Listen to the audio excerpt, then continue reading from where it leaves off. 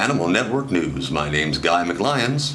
Topping our story tonight, the WBO super middleweight champion Billy Joe Saunders had his license suspended for a joke. May have been a distasteful joke to some, but it was just a joke, and the internet Judge Dreads jumped all over it. He made some comment about hitting his girlfriend as he used his heavy bag to demonstrate how to do it. This is a WBO super middleweight champion, a boxer, someone who gets hit in the head for a living, making a distasteful joke about hitting people. Shocker. Of course, he received death threats, obviously thumb thuggers, and, he is a boxer, and had to delete his Twitter page. Promoter and politically correct puppet Eddie Hearn said the video was idiotic and that there were people in abusive relationships that were going to see this and it was just unacceptable. Really? Unacceptable? Look, people who hit their wives are probably going to hit their wives no matter what. There's a law that says you can't hit your wife that will literally put them in jail for it. And if that's not going to stop them, then the WBO super middleweight champion not saying shit like this isn't going to stop them. Messing with them online isn't going to stop them. They're dickbags, and they are going to hit their wives. It's what they do. They're wife beaters. Come on, people. Get your head out of your ass. Look, I thought it was distasteful, and I eat baby gazelles for lunch and don't even lose sleep over it. So yeah, bad joke, Billy Joe. But if you follow this logic, then McDonald's should receive death threats for their commercials promoting shitty food and fat people and heart disease. Ford should be shut down for DUIs. Slippery slope, people. Slippery slope. New York Governor Andrew Cuomo said quite a few things in an interview that are, frankly, hard to listen to. It's almost like he can't hear himself speak. First, he's screaming at the president that they need 30,000 ventilators, and we need them now. He receives 4,000 ventilators from the federal government and puts them in a stockpile and says, I'm not using them today because I don't need them today. He accuses the president of hyperbole, and then he tries to make this about him, saying he's seeing people die all around him. This is hyperbole. He says shit like, New York is the canary in the coal mine. No, it's not. That would be China or maybe Italy. I don't think this asshole understands what the canary was used for. You send a canary in first to see if shit's going to kill you. That way, when you send people in, they don't die. That's not New York. They already knew shit was going to be bad well before New York started getting hit by this.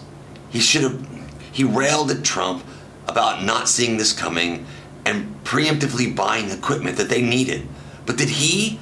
I'm pretty sure the state has money for shit like this. Why didn't he buy ventilators weeks ago? Cuomo, New York is your responsibility. Don't put your failings on the president. Quit saying that this isn't about politics. Then making political statements to garner political support. Cunt. CBS News did a story about the effects of COVID-19 on New York City. During the story, they showed a video of an overworked hospital room making their point about being overwhelmed by the number of cases in New York City. But here's the things. Yep, plural. The first is that the video was actually of an Italian hospital, not a New York City hospital, begging the question, should we send the New York City ventilators to Italy? Second, and probably the most important part, the part most people are overlooking, is that this is the largest city in the U.S. I understand a pandemic, if let loose, would overwhelm any hospital, but how can this situation be too much for them? Did nobody prior to COVID-19 think, fuck, there's a lot of people around here. Maybe, and I'm just spitballing here, that we should be at least a little prepared for a possible huge influx of patients.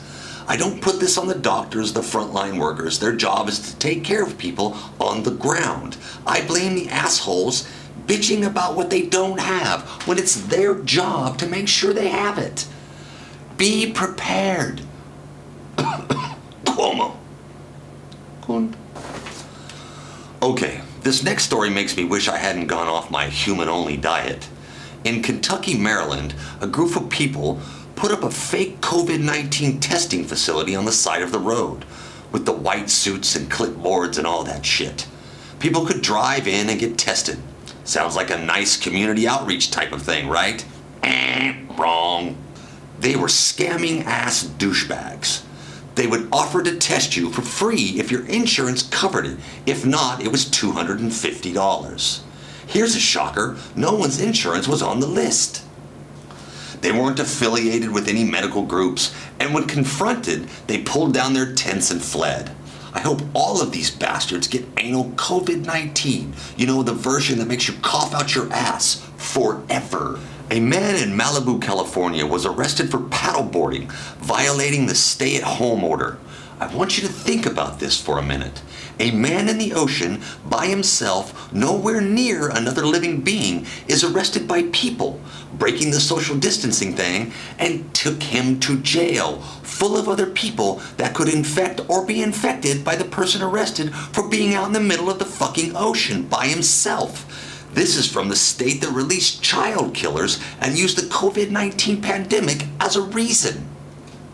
This makes you think, doesn't it? Was he arrested because he could have possibly infected people, or because he isn't doing what the government wants? You fucking humans better wake up. And that's a fucking shocker news.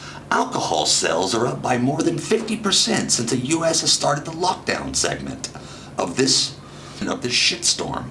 I didn't need Nielsen data to see this one coming down the pipe. Doctors have been warning that these stressing times and disruptions in the routine could drive people to drink, and suggested people should limit their consumption to 14 units a week.